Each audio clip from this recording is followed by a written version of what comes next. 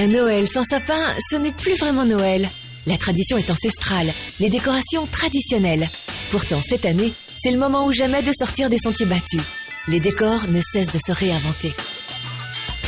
Donc on a une grosse tendance cinéma, surtout sur le noir, sur le strass, sur le brillant, pour égayer un petit peu les sapins, pour mettre un peu de lumière et éclairer et faire en sorte que ce soit un feu d'artifice sur vos sapins. Autre collection très remarquée, l'univers british, urbain, avec des cabines téléphoniques, des bus anglais, des figurines de mode. Ou encore, pourquoi pas, des fakirs et autres personnages sortis tout droit des Mille et une nuits. Un mélange des genres qui emprunte à plusieurs traditions dans le monde entier. Bref, on est loin de la simple guirlande et petits anges de Noël.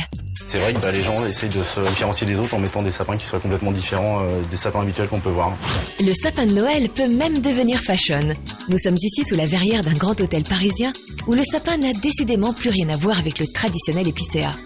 Une trentaine de pièces ont été réalisées par de tout jeunes étudiants en arts appliqués et sont visibles jusqu'au 4 janvier. La lumière a un impact sur le blanc et il faut absolument que ça fasse ressortir le côté éclatant des sapins. Notre concept, c'est d'évoquer le givre et la neige qui se déposent sur les sapins dans la nuit pour les solidifier, et c'est un peu cette glace qui va se déposer qui va évoquer l'esprit de Noël. Le sapin design une vision personnelle de l'objet. Certains insistent sur les épines, d'autres sont inspirés par la philosophie de Noël. Ce qu'on voit là, c'est une sorte de flux d'énergie. Un flux d'énergie avec une forte intensité. Et qui est censé justement retranscrire cette ébullition, cette effervescence qu'on observe lors des fêtes de Noël. De l'effervescence, il y en avait ce jour-là autour des sapins. Un jury composé des plus grands noms de la mode et du design a pu se rendre compte du travail de relooking opéré sur le sapin de Noël. Un sapin qui a pris un sacré coup de jeune.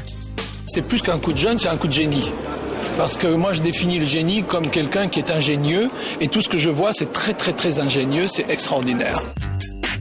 Le jury l'a décidé. Cette année, les reines du sapin design sont Milan et Floriane. Elles ont reçu le premier prix pour ce sapin intitulé Fusion glacée. Une création dont elles sont fières. Pourtant, pas question pour elles de disposer leurs souliers sous ce sapin pour Noël. Chez toi comme chez moi, nos sapins seront traditionnels et seront rouges et dorés et ça reste quelque chose. L'odeur du sapin, de toute façon, on ne la remplacera jamais par ce qu'on a fait.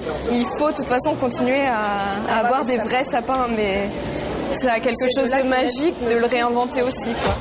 Noël, une période faste pour le rêve et la création. À chacun d'entre nous de réinventer le sapin qui nous correspond.